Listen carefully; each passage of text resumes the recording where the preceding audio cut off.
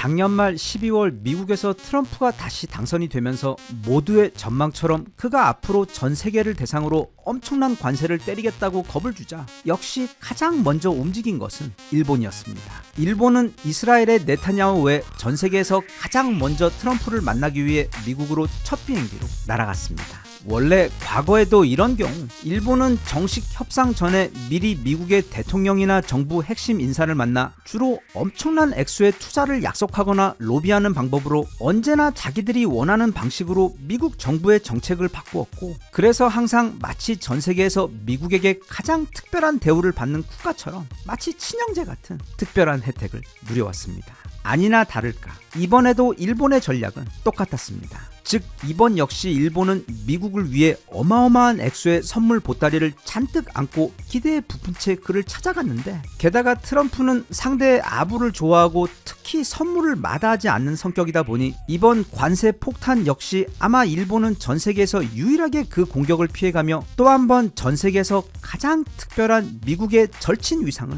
누릴 것으로 기대했습니다. 그렇게 올해 2월 백악관에서 만난 두 사람은 둘 다 기분이 좋아 보였습니다. 이시바는 폭탄주를 한 7잔은 한 것처럼 얼굴이 상기되어 매우 행복하고 만족스러운 얼굴이었고, 트럼프 또한 이시바가 들고 온 선물이 흡족하고 대견했는지 기분 좋은 아빠 미소를 지으면서 그들의 미팅은 아예 관세 이야기 자체가 한 번도 나오지 않았을 정도로 화기애애했습니다. 그도 그럴 것이 이때 이시바는 트럼프에게 그가 미리 요청하기도 전에 과거 미일 역사상 가장 큰 선물 보따리인 무려 1조 달러의 투자를 먼저 약속했고, 거기에 더해 주일 미군의 방위비 역시 자기들이 알아서 지금의 2배로 올리겠다고 약속하며 크게 칭찬을 받은 데 더해 지난번 인수하려고 실패한 US 스틸의 인수를 포기하고 대신 엄청난 액수의 투자를 하겠으며, 또 미국산 석유와 천연가스 역시 지금보다 수입량을 엄청나게 올리겠다고 약속하며 사실상 국가 간 정상회담에서 무슨 전쟁 패전 서명 자리가 아닌 다음에 진짜 이런 과도한 수준의 일방적인 선물은 목격된 적이 없을 정도로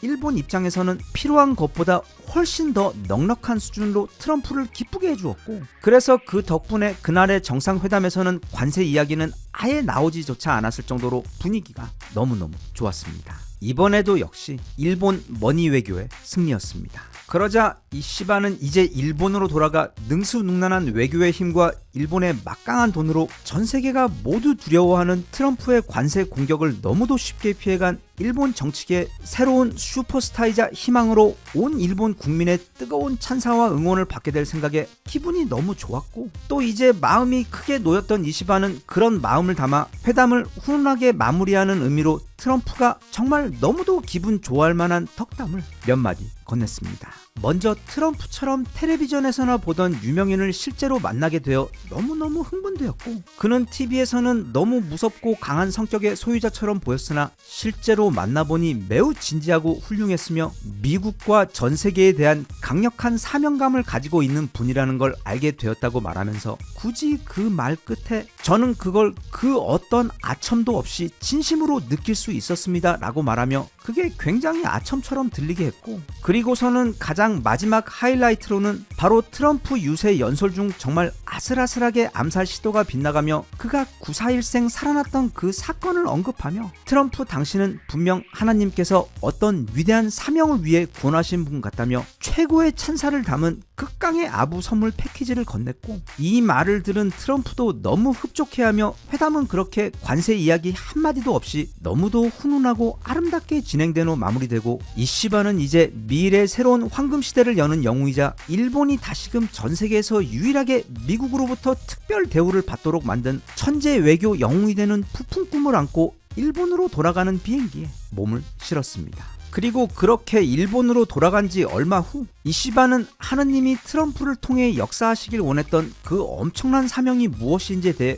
곧 알게 되었는데, 그건 바로 오직 일본만을 위해 준비한 어마어마한 관세폭탄 패키지였습니다. 먼저 미국에 가장 많은 자동차를 수출하고 있는 일본 자동차 및 자동차 부품에 대해 25%의 관세를 통보했고, 여기에 이어 곧 추가 관세 35%가 더해졌으며 그 외에도 철강, 알루미늄, 농산물에 대해서도 아주 강력한 관세 패키지가 선물로 돌아왔습니다. 이 관세 소식이 전해지자마자 일본 니케이 지수가 하루 만에 거의 8% 가까이 폭락했을 정도로 일본 핵심 수출 산업에 커다란 위협으로 작용했고, 이에 당황한 이시바는 즉각 정부 회의를 열고서는 이후 7차례나 장관을 미국에 파견하고, 또 본인도 트럼프와 4차례나 통화를 하고, 또 6월 캐나다 정상회담에서도 만나 도대체 우리에게 왜 이러냐, 제발 살려달라며 우리 일본을 봐달라고 사정을 했지만, 트럼프는 오히려 그런 이시바의 대응에 불같이 화를 냈습니다. 그러자 아주 당연히 일본 내에서는 이시바에 대한 평가가 지난 정상회담 직후 때와는 정반대로 급락해버리면서 급기야 이시바 조기 퇴진 이야기까지 나올 정도로 분위기가 험악하게 돌아갔습니다. 그러자 자존심도 많이 상한 데다 어쩌면 정말 총리 자리에서 곧 쫓겨나게 생긴 것에 더해 곧 있을 참의원 선거에서도 완패를 당할 위기에 놓이자 이때부터 잃을 게 없다고 판단한 이시바는 갑자기 흑화하여 트럼프를 향해 외교 수사에도 맞지 않는 거침없는 말을 쏟아내고 있는 상황인데, 이제부터 일본은 미국에게 아무리 동맹국이라도 할 말은 해야겠다, 또는 트럼프에게 대단히 실망했고 이제부터 이건 국익을 건 싸움이다. 그리고 일본은 너무 큰 모욕감을 느껴 그가 우리를 깔보는데 더는 참을 수가 없다와 같은 무슨 동네 아저씨들 호프집에서 싸우는 것 수준의 말들을 쏟아내자 트럼프는 그런 이시바를 향해 너무 버릇이 없다며 일본은 자기들만 특별 대우를 받으려는 생각을 버려야 한다고 지금 굉장히 강한 어조로 연일 독한 말을 쏟아내고 있는 데다, 심지어 최근에는 그렇게 강경하게 반항하는 일본에 대해 나도 히로시마나 나가사키를 예로 들고 싶지는 않지만 결국 그와 같은 방식으로 전쟁이 끝났고 이번 협상 갈등 또한 그것과 마찬가지로 될 것입니다. 라는 매우 수위가 높은 발언까지 하며, 그렇게 지금 미국의 관세 정책을 향한 일본의 그동안의 전략은 결국 대실패로 돌아가 버렸고, 거기에 더해 그동안 너무도 돈독했던 미국과 일본과의 관계도 과거에는 2차 대전 이후 단 한 번도 이런 적이 없었을 정도로 험악하게 흘러가고 있으며, 견고했던 미일 군사 동맹 또한 지금 최대의 위기를 맞고 있는 상황입니다. 그런데 한편 우리나라의 경우 물론 절대로 상황이 녹록치는 않지만 그런 일본과 비교해서 훨씬 더 안정적이고 희망적인 상황입니다. 일단 우리는 괜히 사전에 미리 만나서 선물 보따리를 잔뜩 갖다 바치며 미리부터 의뢰 자세로 트럼프의 자비를 호소하는 태도를 취하지 않아 지금 서로가 서로의 패를 열지 않은 상태여서 그 협상은 이제 시작일 뿐이며, 사실 그런 돈 보따리 외 미국이 정말 필요로 하는 실제 가치가 없는 일본과는 다르게 우리는 현재 전 세계에서 미국이 가장 필요로 하는 국가이기 때문에 앞으로의 협상에서 우리가 어떻게 하느냐에 따라 얼마든지 서로에게 이득이 되는 방향으로 협상이 가능한, 결코 불리하지 않은 조건입니다. 이건 이제 초등학생들도 다 아는 이야기가 되었지만, 주한미군은 미국이 전 세계에서 가지고 있는 모든 해외 군사 기지들 가운데 단지 그 덩치만 가장 큰 게 아니라 가장 잘 훈련이 되어 있으며 또 가장 완벽한 전투 시스템을 갖추고 있는 데다, 무엇보다 지금 미국에게 가장 중요한 중국 위협 대응에 있어 상하이와 베이징을 모두 사정거리 내에 두고 있는 최고의 전략지로, 어찌 보면 현재 전략적으로 핵무기보다도 훨씬 더 강력한 무기입니다. 여기에 더해 지금 미군에게 가장 시급한 문제는 이미 너무 뒤처져 버린 중국 해군과의 군함 숫자를 따라잡기 위해 최고의 조선업의 도움이 필요한데, 전 세계에서 그런 미군을 당장 도울 수 있는 나라는 지금 한국밖에 없습니다. 미군 수준에 맞는 세계 최고 수준의 군함들을 다른 나라들보다 4-5배는 더 빨리 만들고 더 빨리 수리하며 그것도 훨씬 더 싼 값에 할 수 있는 것에 더해 무엇보다 그 일처리의 퀄리티가 세계 최고인 국가가 바로 우리나라이기 때문에 지금 대한민국은 그 어느 때보다 미국에게 절실하게 필요한 동맹이자 필수 협력 관계에 있는 국가입니다. 게다가 또 이미 일본 정부 및 일본 내 여론이 지금 미국을 향해 매우 비판적으로 돌아서 버린 반면, 대한민국의 경우 아직 뚜렷한 부정 이슈가 없어서 전통적으로 미국에게 있어 이 동북아의 가장 큰 동맹국이었던 일본과의 관계가 지금 급격하게 나빠지고 소원해진 미국의 입장에서는 남아있는 유일한 대안인 우리나라와의 관계를 최대한 상호 이익에 부합하는 협력적인 결과로 이끌어내어야만 하는, 그렇게 오히려 지금은 한국과의 협상에 있어 미국이 더 마음이 급한 상황입니다. 게다가 또 트럼프는 허드 맥도날드 제도라고 이곳에도 무려 10%의 관세를 매겨버렸는데, 이곳은 인구가 무려 0명인 곳입니다. 거기엔 펭귄만 살고 있습니다. 즉 지금 트럼프 정부는 불쌍한 펭귄들에게까지 10%의 관세를 매길 정도로 사실 체계가 그리 치밀하게 잡혀있는 상태로 지금 이 관세 전쟁을 시작하고 진행하고 있는 것이 아니기 때문에 그만큼 협상의 여지 또는 우리가 파고들 빈틈도 많습니다.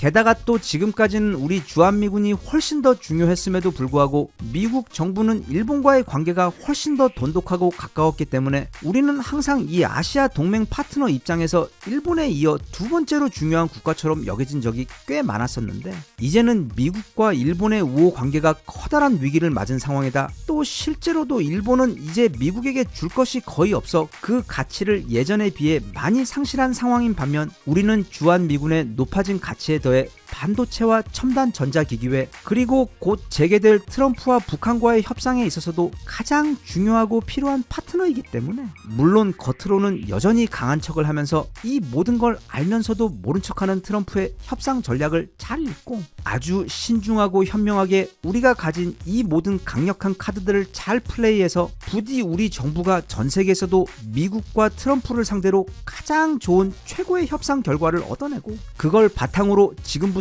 훨씬 더 강력하고 상호 유익한 한미 동맹을 이끌어내고 우리나라가 한 번 더 크게 도약하는 소중한 기회로 만들 수 있기를 혼자 기원합니다. 트럼프는 겉으로는 굉장히 과격하고 강하게 동맹국들을 코너로 밀어붙이고는 있지만 잘 생각해보면 그 역시 지금 마음이 몹시 급하고 특히 미국 내 경제 상황과 최근 전 세계를 향한 그 관세 협상들이 거의 모두 다 실패로 돌아가며 그 어느 때보다 성공적인 협상 결과 특히 가장 가까운 동맹들 중 누군가와는 매우 성공적이며 모두에게 인정을 받을 만큼 상호 협력적이어서 지금까지 자신에게 쏟아진 비판을 상쇄할 만한 평화적이면서도 건설적인 협상 결과가 필요하고 목마른 상황입니다. 그리고 그런 결과를 이끌어내기에 현재 우리나라만큼 좋은 상대가 또 없습니다. 그런 트럼프의 입장과 심리적 상황을 고려해 볼 때 현재 오히려 우리가 더 여유롭고 유리한 상황에 있다고도 볼 수 있기 때문에 부디 현명하신 우리 정부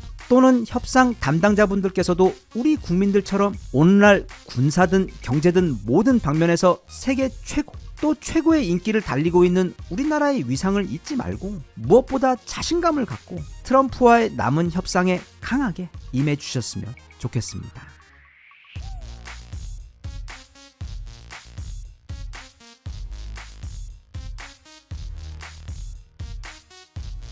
Even if you tried, you wouldn't understand it. Maybe something's missing inside of you. Just a bit of sugar to that horrid bitter. Maybe you taste different. 최근까지 특히 미국의 온라인 커뮤니티에서 만약 북한과 남한이 어느 날 진짜로 통일을 해버리면 과연 세상에는 어떤 일이 벌어지게 될까 하는 주제로 그동안 아주 많은 글이 올라오며 다양한 상상과 토론들이 이어져 왔습니다. 그 중에는 이제 너무도 많이 봐서 우리에겐 마치 우리 집 거실에 걸려있는 그림처럼 아니면 초등학교 1학년 교육 자료로 쓰여도 좋을 만큼 친근하고 익숙한 그림인 바로 이 존 티토의 미래 한반도 그림 역시 그중 하나이고 또 오늘의 주제인 바로 이 그림 즉 한반도가 통일되고 나면 얼마 후 보게 될 이 아시아 지역의 새로운 모습에 대한 상상 또한 세계인들이 지금 생각하고 있는 이 한반도 통일 직후 벌어질 세상의 모습입니다. 그 각각의 상상들은 조금씩 형태가 다르긴 하지만 모두 다 한 목소리로 만약 남과 북이 하나가 되는 통일이 되어버리는 날에는 정말 순식간에 새로운 초강대국이 등장하게 되면서 주변국들을 씹어 먹어버릴 것으로 예상하고 있는데 참고로 이 지도의 경우 미국 최대의 온라인 커뮤니티인 레딧에 올라와 지금 한창 뜨겁게 이슈가 되고 있는 지도로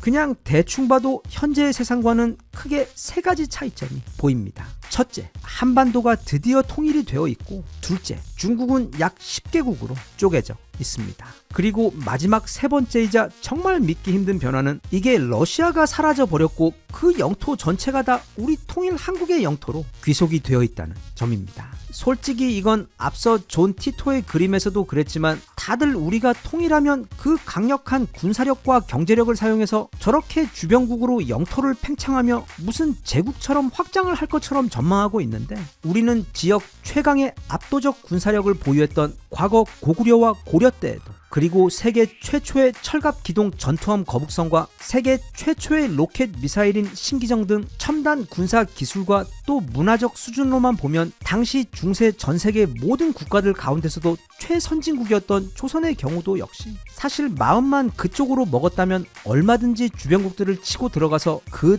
특유의 한민족 성향답게 차근차근 그러나 빈틈없이 정복해가며 북쪽으로 그리고 남쪽으로 영토를 넓히며 거대한 제국으로 성장할 수도 있었지만 우리의 선조들은 충분히 그럴 힘을 가졌음에도 불구하고 단 한 번도 그런 악한 마음을 품거나 그런 그릇된 욕망을 추구한 역사가 우리에겐 없습니다. 대신 오늘날에 와서는 과거 로마 시대와 비슷한 규모의 엄청나고 강력한 제국주의를 펼치고 있기는 한데 그건 바로 총과 칼의 힘이 아닌 문화의 힘, 즉 우리의 흥과 노래 그리고 끝내주는 선진 문화를 세상에 전파해서 그렇게 전 세계인들이 자발적으로 한국의 문화를 동경하고 즐기게 만들어 무력으로 쳐들어가 눈물과 한의 업을 쌓는 것이 아닌 이 땅을 중심으로 선한 영향력을 온 세상에 퍼뜨려 말 그대로 우리의 건국 이념인 홍익인간 정신을 지금 우리는 실천하고 있기 때문입니다. 아무튼 통일이 된 우리의 힘에 대한 대단한 평가와 전망이 정말 고맙긴 하지만 우린 우리가 아무리 강해져도 괜히 가만히 있는 러시아를 침공할 생각이 없고 또 그보다 훨씬 약하고 작은 나라라도 그럴 생각이 없기 때문에 저 부자연스럽게 거대한 파란 영토가 실제로 현실이 되지는 않을 것 같습니다. 단 만약 저게 은유적으로 표현을 해서 미래 통일 한국이 가지게 될 그 강력한 군사력과 경제력의 힘의 크기 또는 그 성공과 풍요의 크기를 영토의 크기로 표현하고자 한 것이라면 굉장히 정확하고 또는 어쩌면 저것조차도 부족할 수 있을 정도로 지금 미래에는 우리 한반도가 통일을 하기만을 기다리며 번호표 뽑고 대기하고 있는 어마어마한 호재들이 한두 가지가 아니기 때문입니다. 지금부터는 우리가 통일을 하게 되면 그 직후부터 과연 얼마나 엄청난 미래가 우리를 기다리고 있는지에 대해 그러니까 한반도 위쪽으로는 유럽과 아시아 대륙 전체를 관통하는 유라시아 철도와 아시안 슈퍼 하이웨이의 종점이자 출발지로서의 위상 그리고 한반도 아래로는 저 거대한 태평양 전체를 아우르는 새로운 북극 항로 그 딱 정중앙 요지에 위치하게 되어 우리가 그동안 막연히 상상하고 있었던 것보다도 훨씬 더 크고 엄청난 기회와 일들이 지금 바로 우리 코앞에 얼마나 가까이 와 있는지에 대해 하나하나 자세히 같이 알아보도록 하겠습니다. 우리 한반도가 통일이 되면 가장 먼저 기대될 수 있는 부분은 바로 우리 국토가 지금의 2배로 넓어지는 것에 더해 인구 또한 즉시 약 8천만 명에 육박하는 수준으로 늘어난다는 점입니다. 다들 알다시피 우리나라가 가진 유일한 자원이자 하지만 최고의 자원은 바로 사람입니다. 절대로 우리 당군 할아버지께서 그 4358년 전 그날 기획 부동산에게 속아서 온통 사방에 산밖에 없는 데다 공기 빼고는 자원도 거의 없는 것은 물론이고 주변이 온통 커다란 강국으로 둘러싸인 이 조그맣고 이상한 땅에 나라를 세우신 게 아닙니다. 우리 현명하시고 자비로우신 당군 할아버지께서는 다 계획이 있으셨습니다. 그는 일부러 땅도 좁은 데다 척박해서 다른 나라들보다 2배, 3배는 더 열심히 노력해야 간신히 먹고 살 수 있는 데다 주변의 큰 나라들로부터 늘 공격을 받아 평시에는 고달프게 농사를 짓고 또 전시에는 들고 있던 괭이와 낫들고 전투에 나가 보통 약 10대 1 수준의 압도적으로 불리한 숫자로 싸워 적을 물리친 다음에는 빨리 돌아와 다시 농사를 지어야만 하는 정말로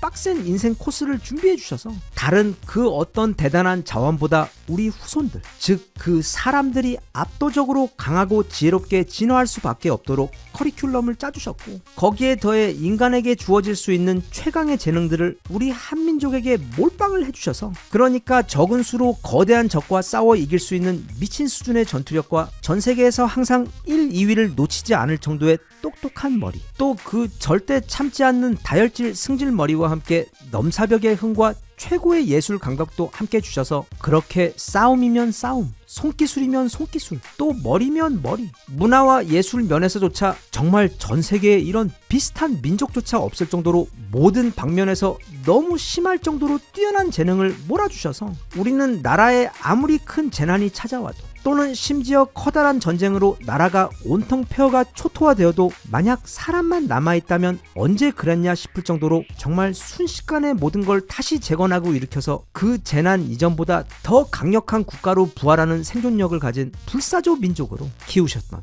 것입니다. 거기에 더해 이제야 그 기획 부동산 설이 자자했던 이 이상한 땅의 숨은 그 비밀도 슬슬 정체가 드러나는 것이, 우선 우리나라가 만약 근미래 통일을 이루게 되면 그 즉시 우리나라는 이제 섬이 아닌 유럽까지 이어진 거대한 아시아 대륙의 가장 끝에 위치한 국가로 거듭나게 됩니다. 보통 어떤 철도 라인도 보면 그 출발지와 종착역이 거의 모든 혜택을 독차지하게 되는데, 우리나라는 통일 이후 빠르게 연결될 그 유라시아 철도와 아시안 하이웨이 종착역이 되어 모든 물류가 부산을 통해 들어와 대륙으로 들어가고, 또 대륙에서 내려와 부산을 통해 태평양으로 나가게 되는 어마어마한 가치를 가진, 말하자면 이쪽 세상의 모든 것에 관문이 되어 그 경제적 가치를 환산하는 것이 현재 거의 불가능할 정도로 상상을 초월하는 경제적 부가 함께 따라오게 됩니다. 그런데 거기에 더해 우리나라에 자원이 별로 없다는 것도 사실이 아닙니다. 우리나라에는 아시아에서도 거의 가장 많은 양의, 그것도 매우 퀄리티가 높은 은과 금, 그리고 석탄이 매장되어 있었고, 그 대부분이 일제시대를 거치며 채굴되어 밖으로 나가게 되어 지금 남아있는 게 없을 뿐 절대로 자원이 없는 나라가 아니었는데, 특히 북한에는 얼마 전까지는 아무도 그 엄청난 가치를 모르고 있었던 희토류가 전 세계에서도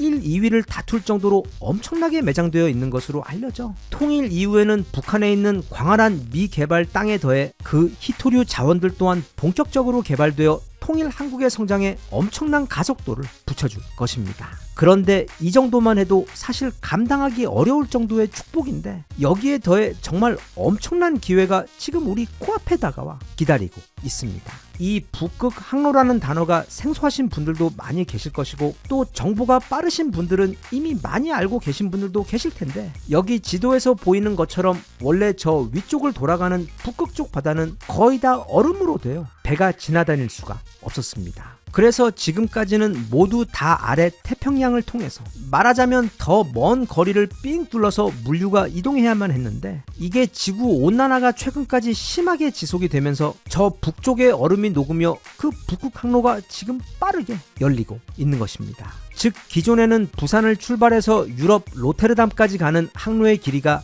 약 24,000km로 30일이 걸리는 반면, 북극 항로를 이용하면 불과 14,000km로 18일 정도밖에 걸리지 않아 기름값과 시간 등 대략 40%를 아끼고 단축할 수 있어, 이건 전 세계 물류 시장에 있어 정말 어마어마한 변화를 가져오게 될 것으로 예측되고 있습니다. 즉 기존에 저 아래 태평양과 대서양을 삥 돌아다니던 화물선의 거의 절반 가까이가 이제 이 북극 항로 쪽으로 노선을 바꾸어 다니게 될 것이라는 뜻인데, 여기서 중요한 것은 우리나라가 그 기존 태평양 항로와 북극 항로를 잇는 딱 그 중심에 위치하고 있다는 점이며, 또 그 북극 항로가 본격적으로 열리게 되면 해양 물류의 전체 양이 크게 늘어나 무엇보다 대형 유조선과 LNG선 등 조선업이 크게 발전하게 될 것인데, 우리나라는 그 분야에 있어 현재 압도적 세계 1위 국가에서 최대의 수혜를 누리게 될 것이라는 점입니다. 그리고 그 위치에 있어서도 물론 일본도 그 비슷한 위치에 있기는 한데, 저 북극 항로는 기본적으로 대부분 다 러시아의 해역을 지나야 하기 때문에 러시아와의 관계가 매우 중요한데,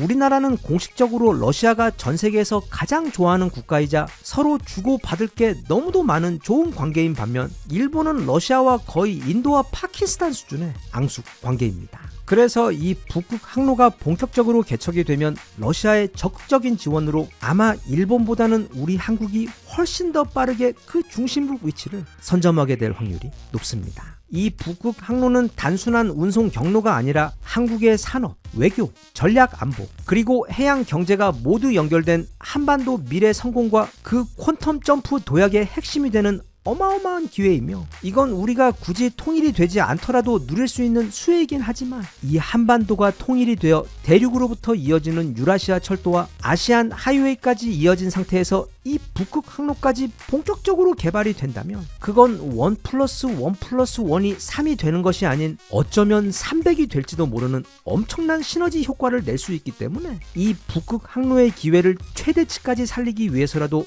우리는 반드시 통일을 해내야만 합니다. 그리고 러시아하고 정말 베프처럼 잘 지내야 합니다. 종종 어떤 분들은 우리 한반도가 통일이 되는 것은 불가능한 이야기라고 말하기도 합니다. 그런데 잘 생각해보면 1953년 이 나라가 온통 자갈밭으로 박살이 나버린 그때 시작해서 불과 70여 년 만에 오늘날 우리가 이렇게까지 성장하고 성공해버린 그 스토리만큼 불가능할까 싶습니다. 정말이지 어서 빨리 통일이 돼요. 이 말도 안 되는 우리 한민족의 별거를 끝내고 앞서 영상에서 살펴보았듯 대륙과 대양 그 중심에 위치한 어마어마한 군사력과 경제력을 동시에 가진 미래 초강국, 그리고 당군 할아버지께서 아무도 몰래 엄청난 빅픽처를 품으시고 혹독하게 훈련시켜와 각각 일당백의 엄청난 능력을 가진 8천만 명의 인구로 이루어진 초강대국이 되어 우리 한민족의 잠재력이 드디어 폭발하는 그런 가슴 벅찬 미래가 우리 앞에 어서 빨리 오기를 혼자 기원하고 있습니다.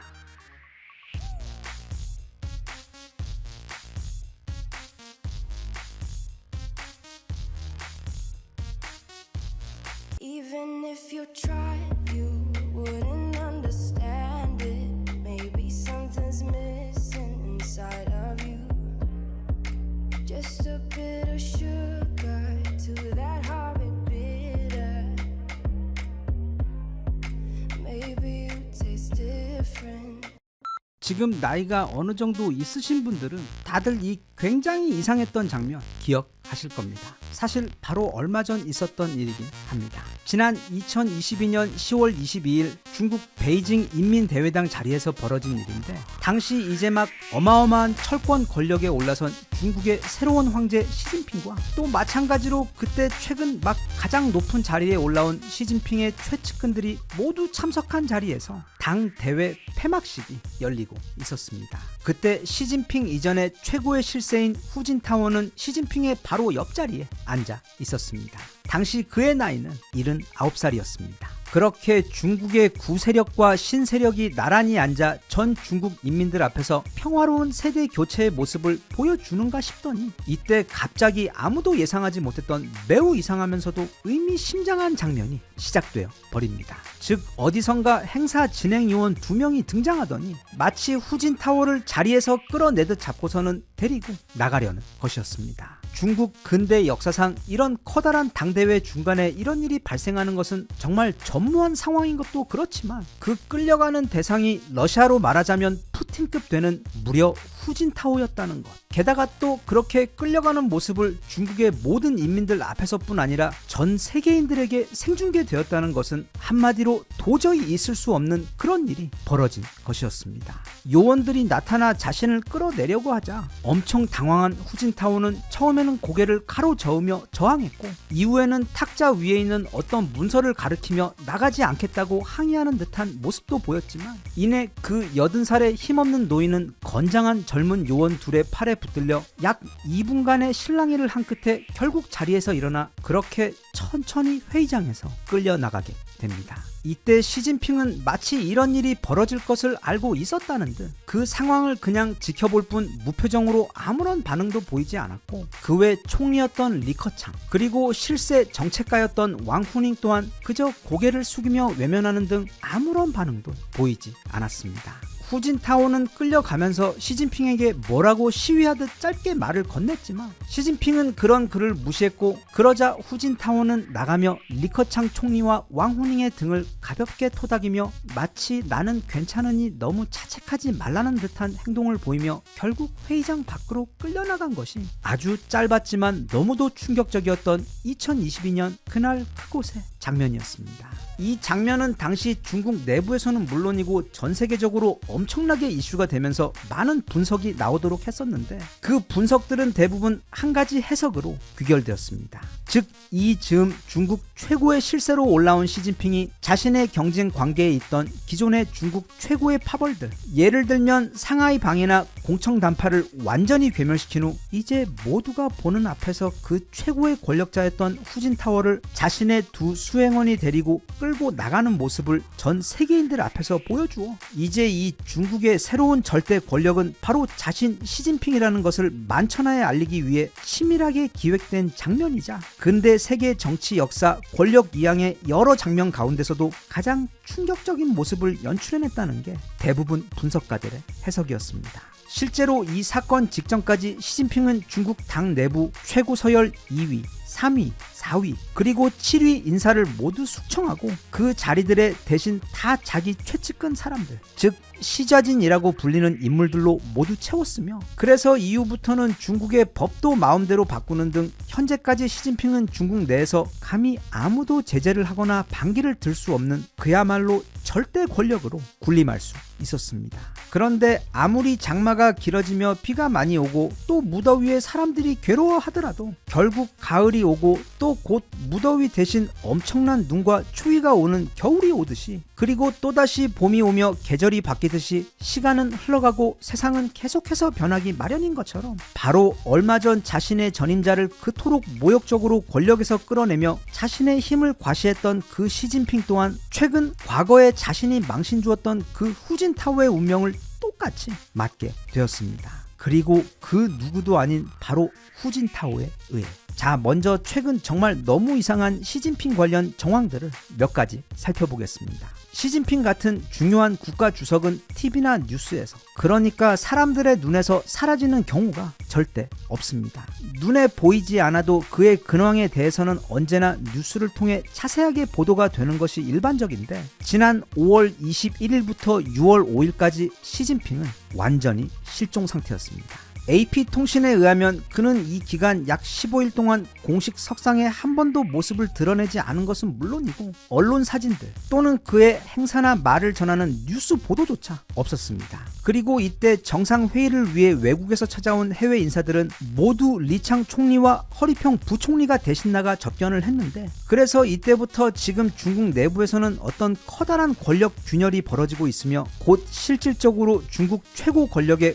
공백이 발생할 가능성, 다시 말하면 시진핑이 축출되는 초유의 사태에 대한 가능성이 이미 빠르게 제시되었습니다. 그런데 이런 이상한 상황은 계속 이어집니다. 중간에 여러 외신을 통해 지금 중국 내부에서는 핵심 군부들에 의해 쿠데타가 진행 중에 있으며, 그 중심에는 시진핑의 과거 절친이자 최측근이었던 장 여우사 장군이 있는데, 이미 그가 모든 상황을 정리해서 실권을 잡는 데 성공했다는 설까지 나돌고 있다고 보도되었고, 게다가 또 결정적으로 이제 6월 말이 되어 중국이 브라질 리우에서 열리는 브릭스 정상회담에 참가해야 하는 때가 다가오자 이때 시진핑이 마지막 순간에 불참을 통보하며 결국 모습을 보이지 않았습니다. 이건 그가 처음 취임한 2013년 이후 처음 벌어진 일로, 마치 결혼식에서 신랑이 참석하지 않은 사건처럼 정말로 이상하고 뭔가 큰 문제가 있다는 우려를 암시하는 결정적인 사건이었습니다. 이런 상황에서 최근 점차 한두 곳씩 시진핑의 축출 또는 실각에 대한 이야기가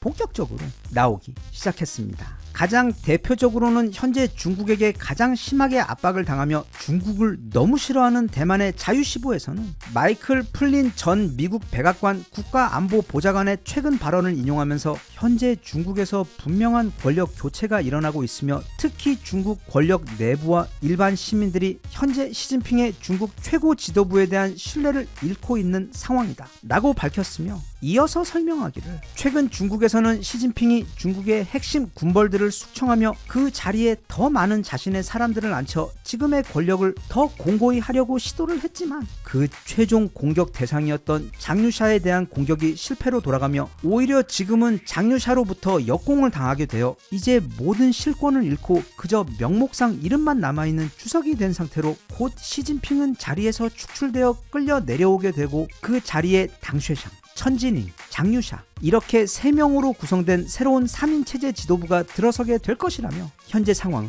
전했습니다. 또한 중국 상황에 정통한 또 다른 아시아 매체인 재팬 포워드에서도 현재 시진핑은 이미 실권을 상실한 상태이며, 특히 당원 원로들을 비롯한 당 내부의 오래된 권력들로부터 사임을 강하게 압박당하고 있는 상황으로, 아마도 조만간 있을 제21차 당대회 때 그 권력 교체가 공식적으로 이루어질 수 있다고 보도한 반면, 미국의 뉴욕 포스트에서는 시진핑이 대대적인 군부 인사 숙청을 진행하며 군벌을 대상으로 한 쿠데타를 진행했지만 실패 실패했고 이후 시진핑의 위상이 크게 추락하며 심지어 그의 부친 묘소에 대한 위상까지 격하된 상황에서 무엇보다 그가 직접 끌어내렸던 후진타오 등 중국 권력 내 원로들이 다시 최고 실세로 부상하며 시진핑을 끌어내리기 위해 압박을 가하고 있다고 보도했습니다. 이와 같은 이야기는 이코노믹 타임즈에서도 같은 기조로 보도되고 있는데 여기서 가장 중요한 핵심은 총 3가지입니다. 첫째, 시진핑이 더 많은 권력을 손에 쥐기 위해 군부를 대상으로 한 쿠데타를 일으켰다가 실패하면서 지금 갑자기 그 역공으로 모든 권력을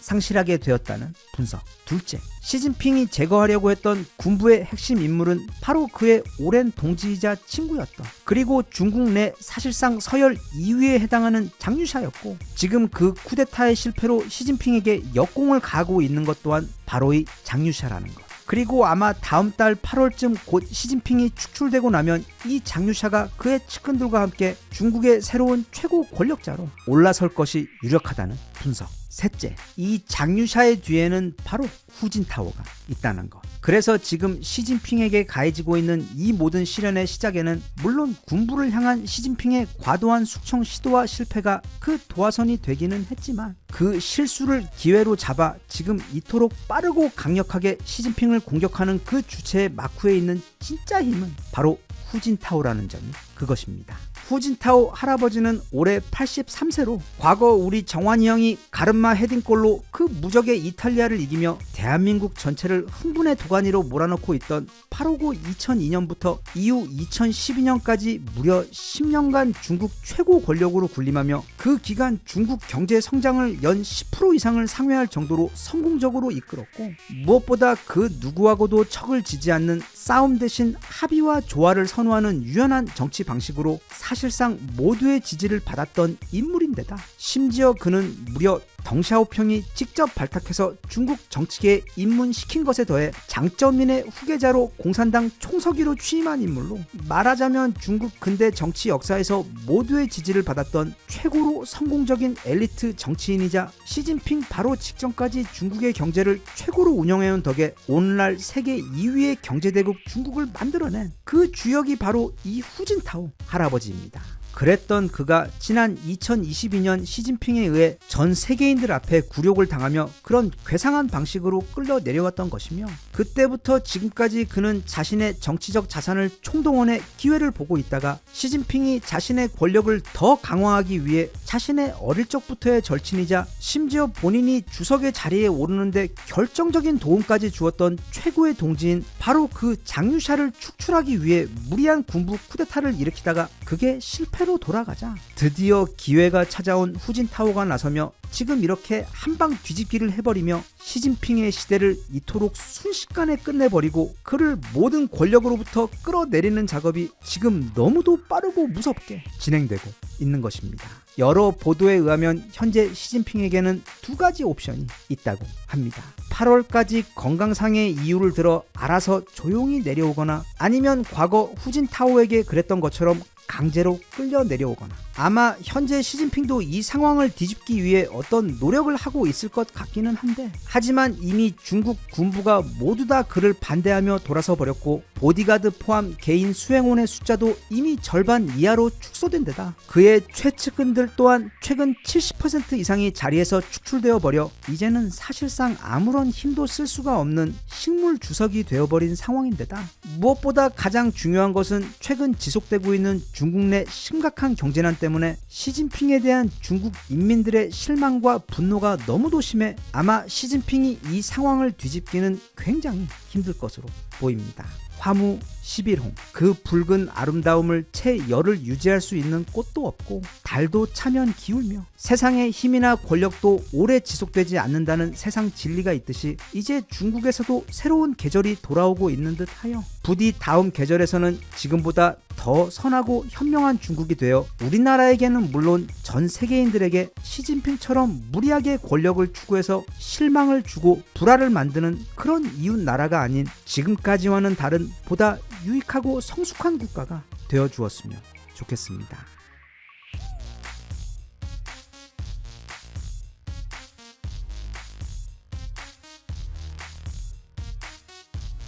Even if you tried, you wouldn't understand.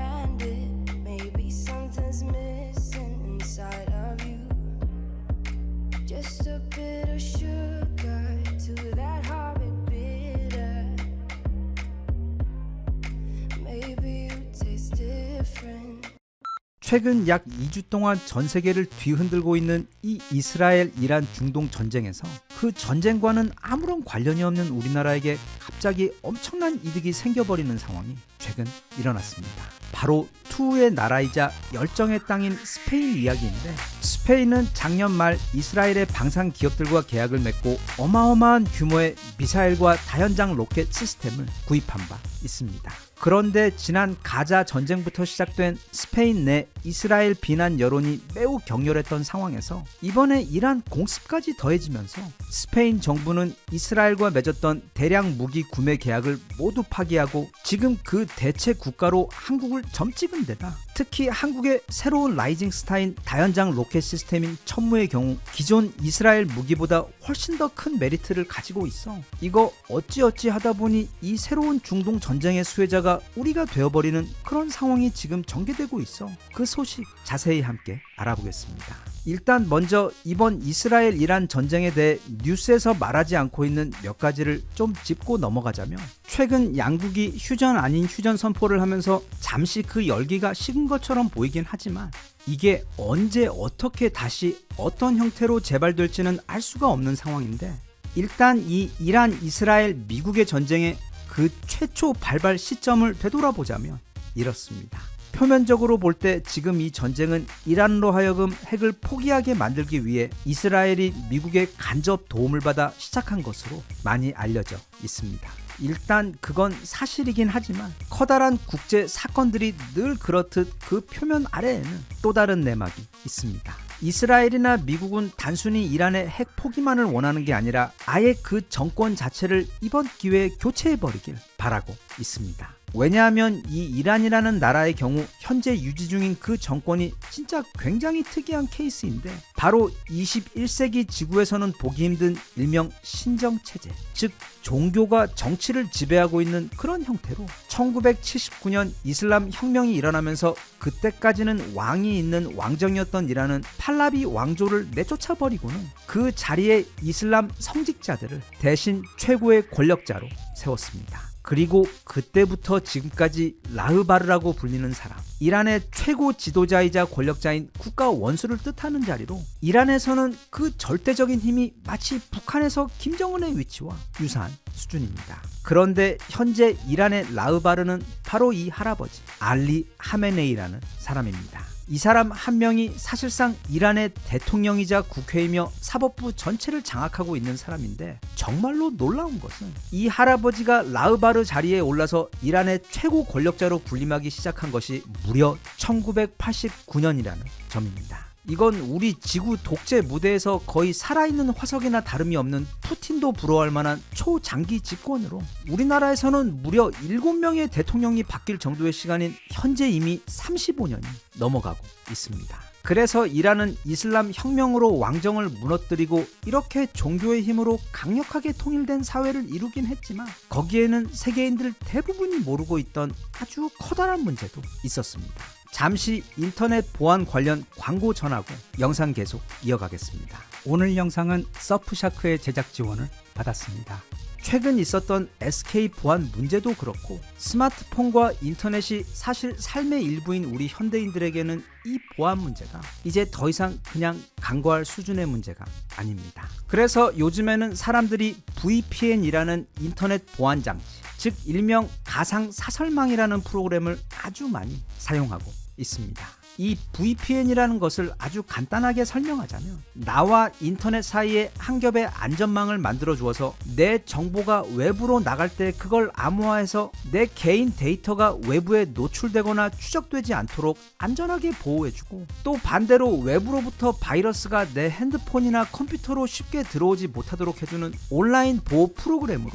사실 요즘에는 아주 많은 기업들과 개인들이 거의 필수적으로 사용하고 있는 프로그램입니다. 그 중에서도 이 서프샤크 VPN은 전 세계의 수많은 그런 VPN 회사들 가운데 항상 탑3에 들어가는 가장 크고 또 가장 유명한 회사들 중 한 곳으로 테크 브랜드로 말하자면 최소 애플이나 아마존 정도 되는 수준의 이 분야 탑티어 브랜드로 저희 채널에서도 전에 여러 번 소개를 한 적이 있는 전 세계 최고의 프리미엄 인터넷 보안 회사입니다. 이건 그냥 아주 간단하게 핸드폰에 설치만 하면 마치 눈에 보이지 않는 보호막이 생기듯 이후부터는 알아서 이 프로그램이 일을 하는 방식인데 그 가장 큰 역할은 앞서도 말한 바로 그 보안 기능입니다. 최근 SK 사건으로 인해 불안한 사용자들이 유심을 교체했어야 했는데 그렇게 해야 이번 사고의 주범인 그 해외 해커들이 자신들이 훔쳐낸 기존의 유심 고유 번호를 이용해서 해킹을 할 수 없기 때문입니다. 말하자면 현관문의 비밀 번호를 바꾸는 게 아니라 아예 그 도어락 자체를 바꾸어 버리는 것인데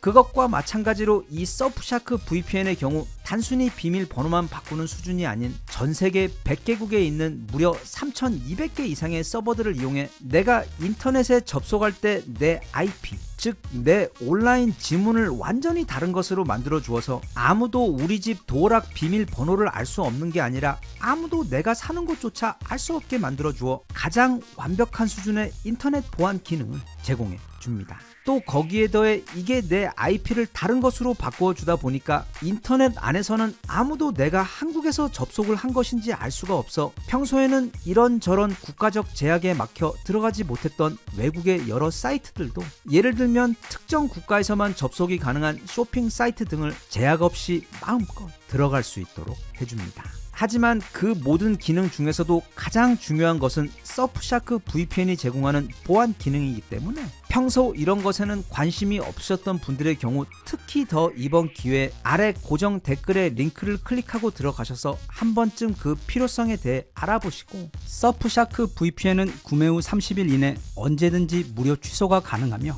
더보기의 링크 surfshark.com/pitchdeal로 들어가시거나 또는 결제 시 쿠폰 코드 pitchd를 입력하시면 무려 4개월 무료 혜택을 추가로 누리실 수 있기 때문에 이번 기회에 서프샤크 VPN을 설치하시고 이제는 마음 편하게 더 넓은 인터넷 세상을 누려보시는 것도 좋을 것 같습니다. 자, 다시 이야기를 이어가자면 이란은 그 이슬람 혁명 이후 너무 엄격한 이슬람 국가가 되어버리면서 쉽게 말하면 우리가 이슬람 국가하면 떠올리는 그 가장 흔한 이미지 즉 여성들이 밖에 외출할 때 온몸을 꽁꽁 숨겨야 하는 그 불편한 복장과 히잡을 착용해야 하는 것 외 음악도 금지 춤도 금지, 연애도 금지시키며 특히 일체의 서구 문명을 철저하게 배척하며 심지어 기본적인 SNS 활동도 할 수 없어 말하자면 마치 중동에 있는 북한처럼 정말 극도로 폐쇄된 국가가 되어버릴 것입니다. 하지만 그랬거나 말았거나 이스라엘이나 미국의 경우 크게 신경을 쓰지 않았을 것인데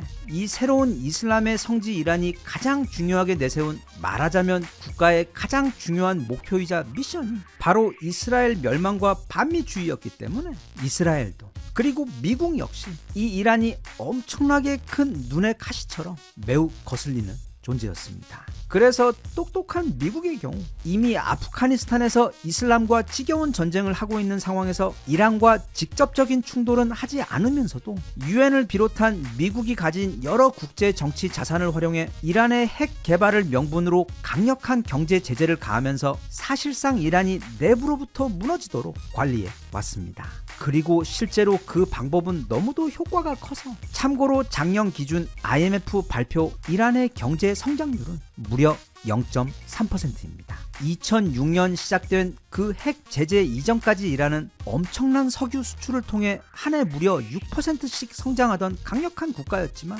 2012년부터 이제는 EU에서도 이란 석유의 수입이 금지되면서 GDP 성장률이 마이너스 7%까지 급락하고 외국 기업들도 모두 철수하며 인플레이션도 약 45% 그리고 실업률도 최대 20%까지 치솟으며 사실상 그런 상황이 지금까지도 이어져 오고 있어 현재 이란 국민들의 경우 상당수가 너무 오래 이어진 경제난 때문에 지금의 정권에 불만을 가지고 있는 상황입니다. 그래서 지금 미국이 이렇게 이스라엘 편을 들어 이란을 때리는 이유는 단지 이란의 핵 포기를 원하는 것뿐 아니라 안 그래도 너무 힘든 이란의 경제를 더 힘들게 만들어 그래서 이란 내부에서 국민들이 들고 일어나 마치 과거 1979년 이슬람 혁명 때 그렇게 했듯이 지금의 반미주의 하메네이 정권을 무너뜨려 주기를 바라고 있는 것입니다. 그리고 또 다른 내막은 중동 국가들 가운데 최근 중국과 가장 가깝게 지내면서 긴밀한 관계를 구축해온 곳이 또 바로 이란이라는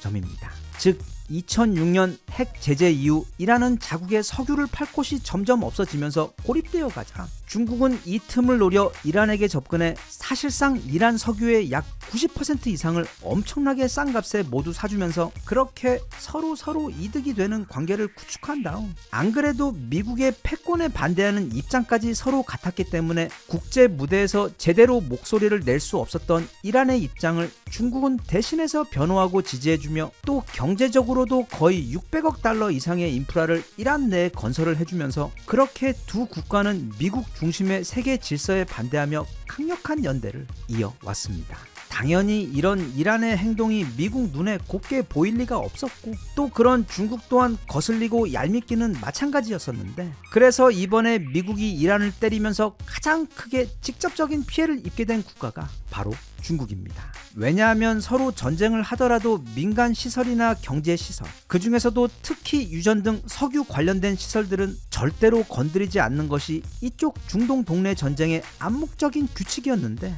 이번에는 그런 것 없이 이란의 민간 시설부터 방송국 그리고 석유 저장고까지 모두 공격해버리면서 그 결과 이란의 석유 생산 능력에 피해를 주어 그래서 그건 다시 중국으로 들어가는 안정적인 석유 공급에 크나큰 타격을 주는 일타 쌍피의 효과를 발휘하게 된 것입니다. 그래서 현재 미국이 이토록 진심으로 이란에 대해 공격적이고 강압적으로 나가는 이유는 그게 오랜 눈에 가신 반미 이란 정권 외에도 그 뒤에 있는 더 얄미운 신우인 중국까지 한 번에 치명적인 타격을 줄 수 있는 절호의 기회이기 때문이며, 그래서 굉장히 의아하게도 이스라엘과 미국의 이란 공격 뉴스가 뜨자마자 뜬금없이 중국이 갑자기 성명을 내면서 그렇게 비난했던 것입니다. 아무튼 대략 이게 현재 진행 중인 이란 전쟁 관련 뒷이야기인데, 다시 우리 원래 이야기로 돌아가자면 이스라엘이 가자 지구에 더해 이란까지 공격하자 스페인 정부는 이스라엘과 맺었던 무기 구매 계약을 일방적으로 파기해버리고 나아가 앞으로 이스라엘과는 그 어떤 계약도 하지 않겠다며 강경하게 돌아서 버립니다. 이런 스페인의 결정에 가장 크게 영향을 미친 것은 무엇보다 가자 지구에 대한 이스라엘의 무자비한 공격이 가장 컸으며, 특히 스페인 국민들의 비난 여론이 그 결정적인 역할을 했습니다. 하지만 스페인의 경우도 이렇게 이스라엘과의 계약을 파기하면서 매우 곤란한 입장에 놓이게 되었는데, 왜냐하면 기존 무기들을 대체해야 할 새로운 무기가 스페인에게도 빨리 필요했기 때문입니다. 그 중에서도 가장 시급한 무기는 바로 대량의 로켓을 발사할 수 있는 다련장 로켓 시스템이었는데, 이스라엘 무기의 경우 이게 성능이 우수한 것에 더해 나토 규격에서도 사용할 수 있다는 장점이 매우 컸던 최고의 선택이었기 때문에 이제는 다른 국가로부터 구매를 해야 하는데 모든 조건이 이스라엘제만큼 좋은 선택지가 없었기 때문입니다. 그런데 그런 스페인의 눈에 이전에는 고려조차 하지 않았던 국가의 무기이자 그런 무기가 있는지도 몰랐던 엄청나게 좋은 무기가 눈에 들어온 것입니다. 게다가 이게 알고 보니 UAE에서도 엄청나게 구매를 했고, 또 그게 좋다는 소식을 들은 옆 동네 사우디에서도 1조 원이 넘게 구매를 한 것을 넘어 결정적으로 같은 나토 국가인 폴란드에서 총 288대라는 엄청난 양을 2조 원이 훌쩍 넘는 금액을 주고 구입한 것을 알고는 이 천무에 대한 신뢰도가 엄청나게 올라갔는데, 이게 또 알고 보니 저기 동방의 끝에 있는 작은 한국이라는 나라에서 만든 무기인데도 미국산 하이마스의 규격과 완벽하게 호환이 되는 것을 넘어 하이마스의 6발보다 2배나 많은 12발씩 탑재를 할 수가 있어 그것보다 오히려 훨씬 더 좋은데다 이게 가격까지 저렴하다 보니까 지금 스페인은 당장이라도 계약서에 사인을 하려는 그런 상황입니다. 부디 이란과 이스라엘 그리고 미국 사이 이 중동 전쟁이 휴전이 아닌 종전으로 빨리 매듭이 되어 이제는 세계도 좀 전쟁 없는 평화의 시기를 다시금 누리며 발전을 이어갔으면 하는 마음이며, 그것과는 별개로 지금 이 스페인의 한국 무기 구매 관심이 꼭 결실을 맺어서 스페인이 유럽 나토 국가로서는 폴란드에 이어 두 번째로 우리 천무를 구매하고, 그래서 우리 천무가 K2 흑표와 K9 자주포 그리고 곧 본격적으로 폭발적인 판매가 시작될 KF-21과 함께 나토 국가들 사이 최고의 인기 무기가 되어 주었으면 좋겠습니다.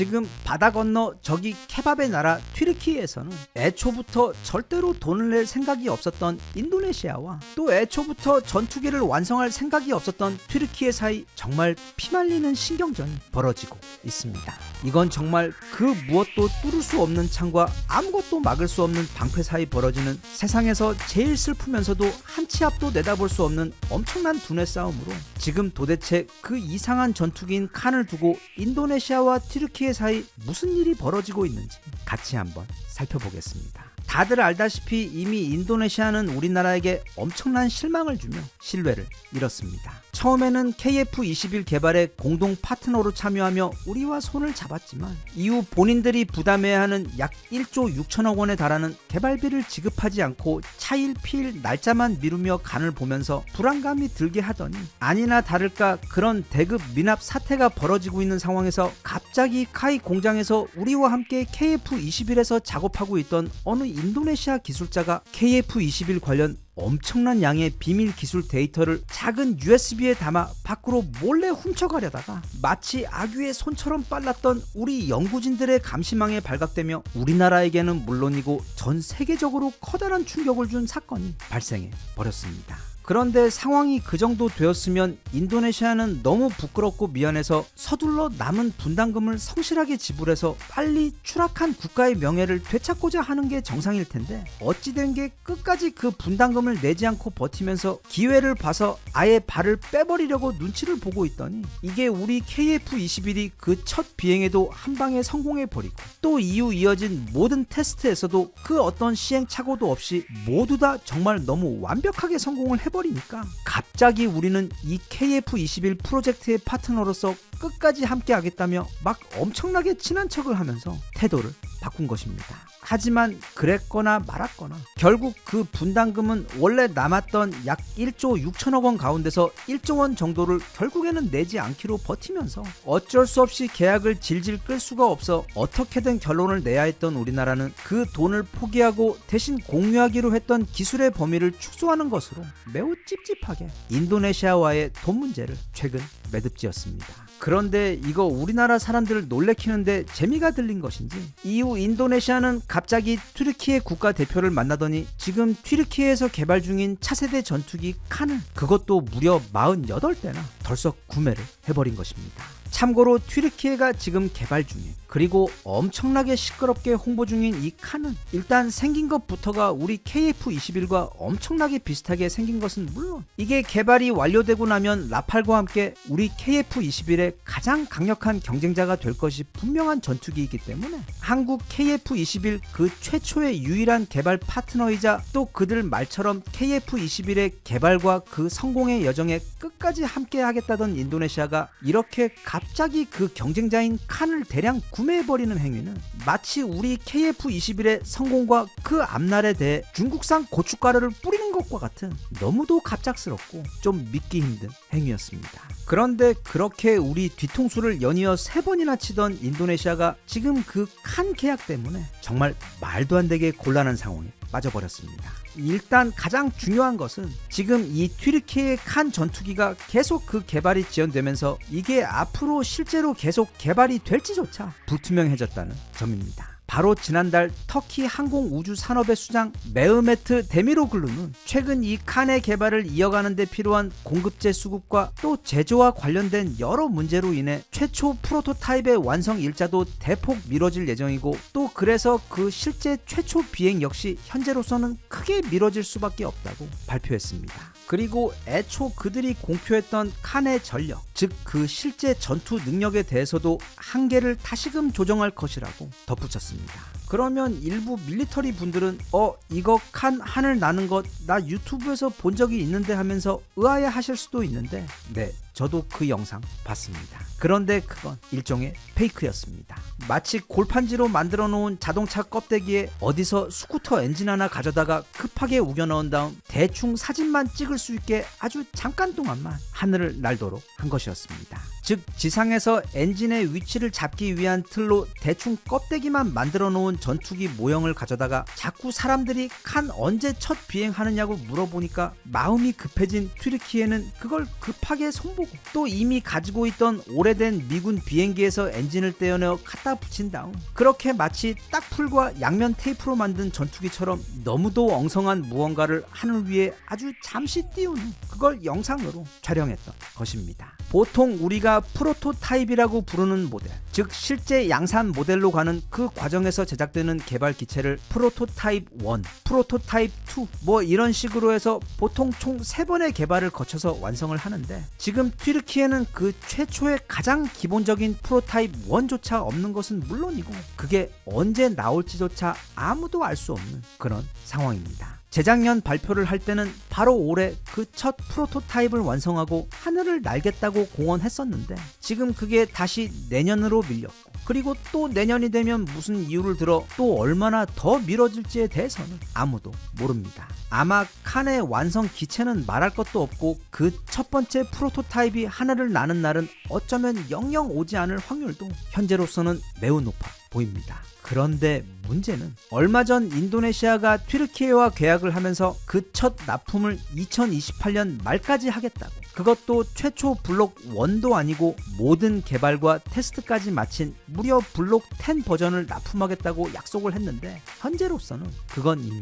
불가능합니다. 상황이 이렇게 되자 이런 것에서는 또 엄청나게 눈치가 빠른 인도네시아는 영화 타짜3에서 그 무서운 서천 로터리 회장 할배가 말했던 것처럼 애초에 올라가지도 않을 건물에다 돈을 꼬라박은 것처럼 지금 이 이상한 계약에 물려서 큰일 나게 생겼다 보니까 갑자기 발표를 하면서 사실 우리는 튀르키예와 칸 구매에 대해 실제로 계약한 게 아니라 단지 큰 관심을 표명했던 것뿐이라며 서둘러 발을 빼려고 했는데 그런 인도네시아보다 훨씬 더 무서운 장사꾼인 튀르키예에서 그 직후 자기들도 발표를 공개하며 현재 아주 작은 몇 가지 기술적 합의만 남았을 뿐 우리와 인도네시아와의 칸 계약은 사실상 완료됐다고 발표하며 어쩌면 이 서천 칸 프로젝트 관련 가장 큰 호구 고객님이신 인도네시아가 발을 빼려는 시도를 서둘러 차단을 해버렸습니다. 모르긴 몰라도 인도네시아와 튀르키예 사이의 계약은 인도네시아가 말 몇 마디로 발을 뺄 수 있을 만한 그렇게 만만한 수준의 계약이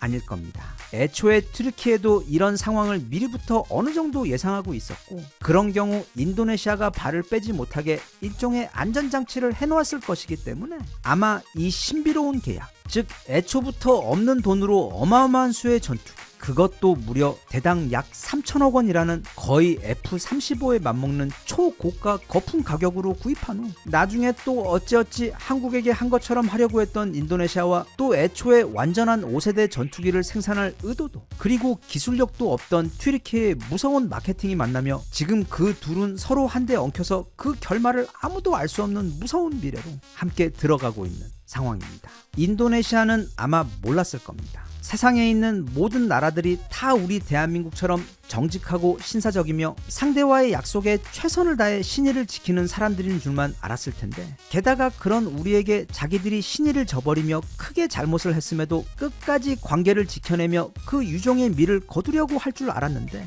이제 튀르키예와의 이 계약을 통해 이 세상에는 아주 다양한 종류의 사람들과 국가들이 있으며 그 중에서 우리 대한민국이 얼마나 드물고 귀한 파트너였는지를 깨닫게 되는 값비싼 교훈의 시간이 될 것 같아 그 수업 잘 받으시길 바랍니다. 튀르키예는 그 아시아와 중동 그리고 유럽 사이에 위치하며 뛰어난 외교술과 장사기술 그리고 우리에게 받아간 K2 전차를 기반으로 개발한 알타이 전차 등 뭐 무기 개발 기술도 꽤 괜찮은 국가이긴 하지만 아무것도 배경 기술이나 역사가 없는 상황에서 갑자기 뚝딱하고 5세대 전투기를 한 방에 개발 성공하는 건 완전히 다른 문제입니다. 그건 마치 조선시대 사람들이 겉에서만 대충 보고서는 자동차 엔진을 만들어내겠다는 것과 같은 사실상 불가능에 가까운 야심인데 전 세계에서 그 어려운 걸 해낸 국가는 딱 한 군데밖에 없습니다. 바로 우리나라 대한민국. 그리고 우리는 그 어려운 일을 해내는 지난 10여 년의 과정에서 성급하게 이런저런 과장과 포장을 하며 주변에 떠벌리는 일도 하지 않았고 100만 개의 계단을 서둘지 않고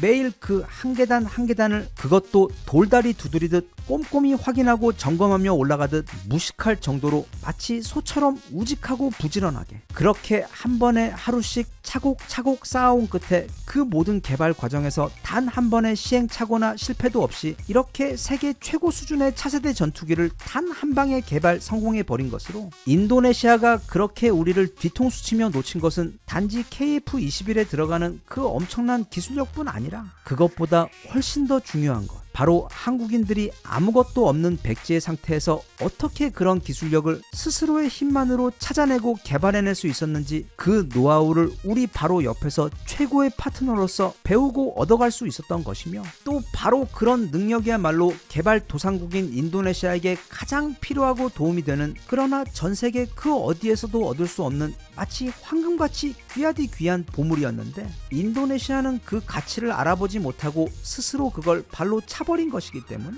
무척 안 됐습니다. 우리와는 애증의 기억을 남겨준 인도네시아가 지금 티르키예와 남아있는 어쩌면 영원히 날 계획이 없는 그 전투기 관련 계약 이행에 있어 모쪼록 행운을 빌며 인도네시아의 성장에 있어 꼭 필요한 소중한 교훈과 배움을 얻게 되는 귀한 기회가 되기를 바랍니다.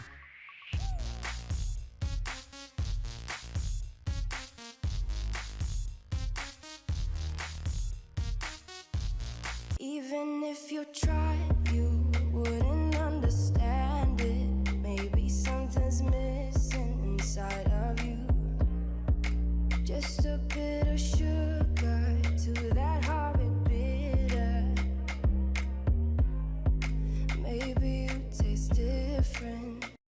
예전에는 야구 빼고 다 잘하는 회사라고 실컷 놀렸었는데 이제는 40승이나 해버리면서 지금 무려 리그 2위까지 올라버린 한화 야구 때문에 이제는 더 이상 야구 가지고 놀리지도 못하게 된 하나가 요즘 잘 나가도 마치 에드워드 리 아저씨급으로 너무 잘 나갑니다. 이게 오늘자 한화오션의 주식입니다. 저 오른쪽에 갑자기 급발진하며 지구를 정복하기 위해 오르기 시작한 게 불과 딱 6개월 전 2024년 12월부터입니다. 그런데 그도 그럴 것이 그때 하나에서는 K9 자주포 수출과 같은 좋은 뉴스들이 아주 많았기도 했지만 무엇보다 군함과 잠수함을 만드는 한화오션에서 무려 미국을 상대로 엄청난 계약들을 따냈기 때문입니다. 우선은 한화는 미국 최대 조선소 중 한 곳인 필리 조선소를 인수하며 이제 미국에서 미국의 상선들과 특히 미 해군의 군함들을 수리하고 건조할 수 있는 길을 터놓았는데 원래 미군은 미국의 조선소가 아닌 곳에서는 절대로 미 해군의 군함들 그리고 일부 미국을 오가는 상선들에 대해서도 손을 대지 못하도록 엄격하게 제약을 하고 있었지만 이게 최근 상황이 미국의 조선산업은 거의 바닥까지 곤두박질 친 상태인 반면 반대로 한국의 조선업과 실력은 전 세계 최대 최강이다 보니까 미 정부 입장에서도 그렇다면 아예 한국에게 우리 배들을 수리하고 만들 수 있도록 하면 미국에게도 크게 이득이라는 의견들이 나오면서 결국 작년 말이 되자 한화오션은 단지 미국의 상선들만 관리하는 것이 아닌 미국의 법까지 바뀌어 이제는 미 해군의 군함까지 수리하고 만들 수 있는 해외 조선 기업이 되었습니다. 참고로 미국 내에서 이런 변화들이 있은 후 그래서 미 해군에서는 테스트도 해볼 겸 그 첫바따로 미 해군에서도 굉장히 낡고 오래된 미군 함정인 윌리 쉬라호를 한국에게 수리를 맡겼는데 이게 처음 거제도에 처음 도착했을 때 거의 무슨 서해에서 어제 납포된 중국 꽃게잡이 배를 보는 듯 그 상태가 정말 엉망이었습니다. 일단 배의 외관부터 보면 과거 현대의 녹셔리에 버금갈 정도로 어마어마한 부식이 군함 전체를 뒤덮고 있었고 방향타도 어디 부딪혔었는지 그 형체도 알아보기 힘들 정도로 휘어져 있었는데다 엔진과 프로펠러를 잇는 중심축도 크게 손상되어 있어 그냥 덩어리 큰 것만 찾아봐도 대략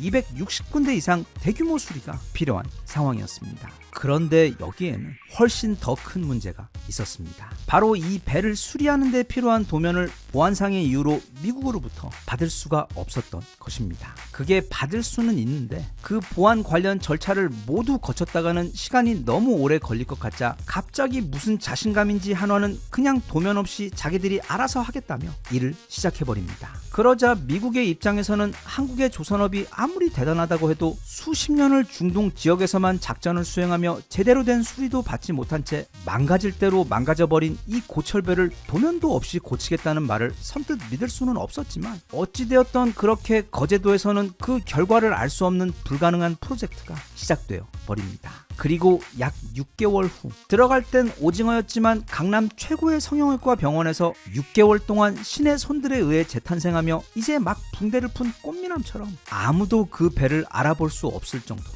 마치 어제 막 오늘 아침 동네 대리점 전시장에서 몰고 나온 것처럼 너무도 완벽한 모습의 윌라 쉬라호가 초조함과 걱정 속에서 기다리고 있던 미 해군 관계자들 앞에 그 모습을 드러낸 것입니다. 외관은 물론 가장 큰 문제였던 그 방향타와 중심축도 마치 새 것처럼 완벽하게 고쳐져 있었고 그 외 우리 한국 조선업만이 가진 비밀 노하우를 한껏 발휘하여 필요에 따라서는 아예 선체 내부의 구조도 더 효율적인 방법으로 개조를 하고 또 일부 부품들의 경우 미국산보다 오히려 더 성능이 좋은 한국산 부품들로 따로 만들어 채워 넣었을 정도로 우리 고객님께서 따로 요청도 하지 않은 아주 많은 스페셜 업그레이드까지 서비스로 되어 있었습니다. 이런 믿지 못할 결과물에 정말 깜짝 놀란 미 해군 관계자들은 단지 만족을 표한 것뿐 아니라 앞으로 훨씬 많은 미 해군 함정들을 한국에게 맡기겠다고 약속하며 실제로 그 직후 그 길이가 무려 200m가 넘고 폭도 30m나 되는 엄청나게 커다란 함정인 미 해군 소속 급유함인 USNS 유코남의 수리까지 바로 맡기면서 지금 그 배도 우리 거제도 조선소에서 뚝딱뚝딱 황골 탈퇴 과정을 밟고 있습니다.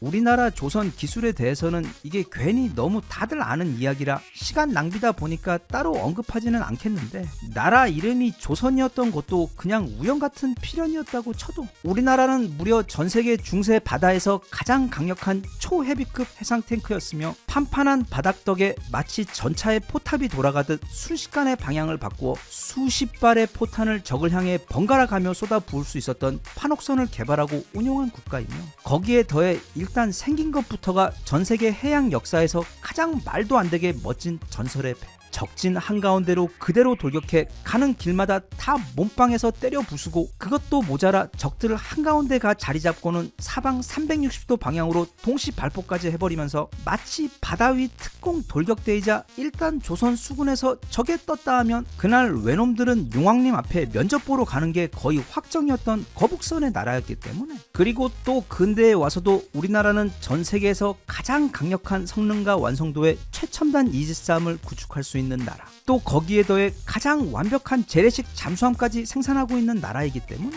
중국에서 올해 물량 전세계 1위를 달성했네 뭐네 그런 쓸데없는 뉴스들이 아무리 들려와도 현 시점 미국, 일본, 중국 그리고 화성 포함 세상에서 가장 압도적으로 뛰어난 조선 능력을 가진 나라는 바로 우리나라 대한민국이며 지금 그 신화를 다시 쓰고 있는 곳이 바로 한화오션입니다. 그런데 우리 욕심쟁이 한화는 거의 전세계 최초로 미 해군 함정들의 전담 카센터가 된 것도 그리고 야구에서 40승이나 하며 리그 2위에 올라간 것에도 만족하지 못하고 지금 아주 엄청나게 큰 사고를 치고 있는 중입니다. 바로 전세계 최대 알루미늄 선박 건조사이자 자국 호주는 물론 미국에서도 현지 지사를 운영하며 단지 호주 해군의 군함뿐 아니라 해외 기업으로는 매우 드물게 미 해군으로부터 주문을 받아 특수 군함을 건조해 납품하는 곳으로 그래서 미 해군에서 운영 중인 알루미늄 군함 가운데 무려 60% 가까이가 모두 다 이 오스탈에서 공급한 배들입니다. 그렇다 보니 회사 규모도 엄청나게 큰데도 불구하고 부채도 거의 없으며 매우 탄탄한 흑자를 이어가고 있는 안정적인 회사인데 아니 글쎄 최근 한화가 이 오스타를 인수하기로 뛰어들더니 그 인수 협상이 최근 너무 잘 마무리되어 이제는 호주 정부의 최종 승인만을 남겨놓고 있는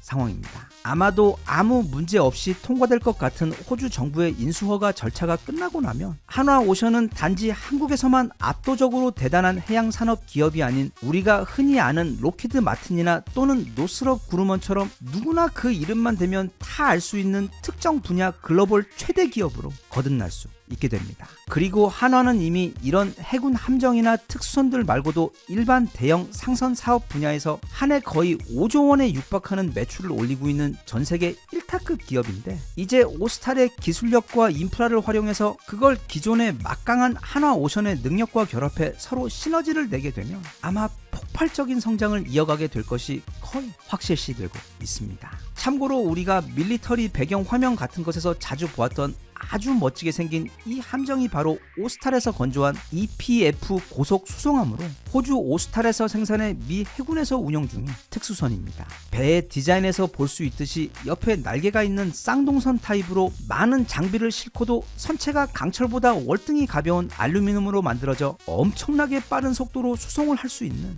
말하자면 12인승 페라리 같은 특수 선박입니다. 그런데 이제 한화가 오스탈 인수를 마무리하게 되어 그래서 최대 주주가 되면 이제 이 배는 우리 한화에서 만드는 것이 됩니다. 그리고 절대로 그냥 뭘 그대로 가만 놔두질 못하는 우리나라 사람들 특성상 아마 이 배도 거제도 비밀 기지로 가지고 와서 또 자기들끼리 뭘 뚝딱뚝딱 엄청난 개조와 업그레이드를 해서 12인승 페라리가 아닌 24인승 부가티로 만들 것이 분명해서 어서 빨리 호주 정부의 최종 승인이 떨어져 한화의 오스탈 인수가 마무리되었으면 좋겠으며, 그래서 우리나라 조선업 기술력으로 더욱 업그레이드되어 다시 태어나게 될 오스탈의 수많은 특수 함선들도 빨리 만나볼 수 있었으면 좋겠습니다. 그런 한화에게 딱 한 가지 바라는 게 있다면, 다 좋은데 제발 리그 2등에 만족하고 한국 리그 1등만큼은 하지 않아 주었으면 좋겠습니다. 만약 그런 정말 말도 안 되는, 원래는 절대로 있어서는 안 되는 일이 벌어졌다가는 정말 갑자기 지구 전체에서 화산이 터지거나 아니면 갑자기 북극의 빙하가 모두 녹거나 또는 중국이 월드컵에 진출하거나 아니면 드디어 외계인이 침공하는 등 그런 지구 멸망 사태가 벌어질 것 같아 더 큰 욕심은 그냥 바다에서만 부려주시고 또 그 좋아하는 불방망이도 그냥 K9으로만 휘둘러 주시고 야구만큼은 부디 그 금단의 섬을 넘지 않아 주시길 바랍니다.